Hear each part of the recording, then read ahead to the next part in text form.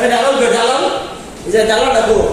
এই যে ভাই আপনি আমার 6 লাখ পাঠাইলেন, এই 6 লাখ টাকা দিয়ে 6 লাখ গেল। 6 লাখ যাওয়ার পরে আমার কি অবস্থা হয়েছে জানেন কি?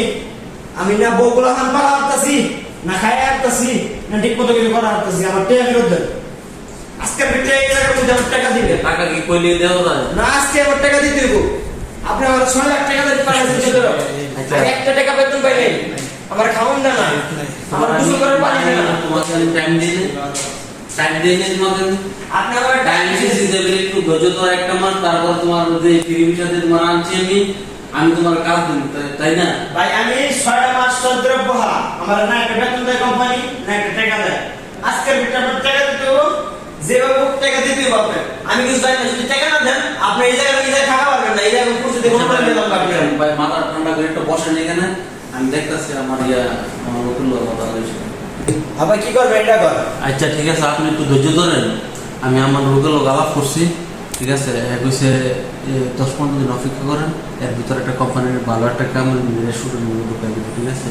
তো আপনি এমনি আপনি ভিডিও অফ করেন, কি ভিডিও শুরু করছেন আপনি? এই তারপরে তো মানুষ দেখলে মানুষ মঞ্জুর থাকে। ভাই শুনুন, এই ভিডিও আমি করতে গেছি, আমি আপনার টাইম দিচ্ছি 15 দিন। আপনি বলা কথা দালাল বলে এই সদর যে বড় বাঙালি আছে, পাকিস্তানি আছে, ইন্ডিয়ান আছে, কি বাদ আর ভিডিও করলে তো আমার মানুষ মানে কিছু থাকতো না। আমি আপনার ভাইরাল করে দেব, সারা বাংলাদেশে ভাইরাল করে দেব। ভাইরাল করতে আমি উপকার করলাম আপনি কি উপকার করতেছেন আমার? আমার ভালো ভাবে একটা বেতন দিতে টাকা দিতেছেন আপনি। আপনি জানেন সৌদি আরবের ভালো অবস্থা এখন ভালো না। কালকে আমি কাম পেয়ে যাই, আপনি পেয়ে গেলাম। কালকে একদিন দেরি হবো, আমি আপনার 6 লাখ টাকা ফেরত দিতে হইব, ঠিক আছে? বলে গেলাম।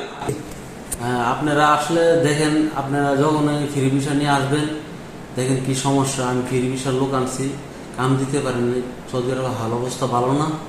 তো আপনারা আসলে দেখে শুনে আসবেন, কাম কন্ট্যাক্ট নিয়ে, কোনো কোম্পানির কন্ট্যাক্ট নিয়ে সেটা কোম্পানির দেখিয়ে তারপরে যাচাই করে তারপরে আসবেন।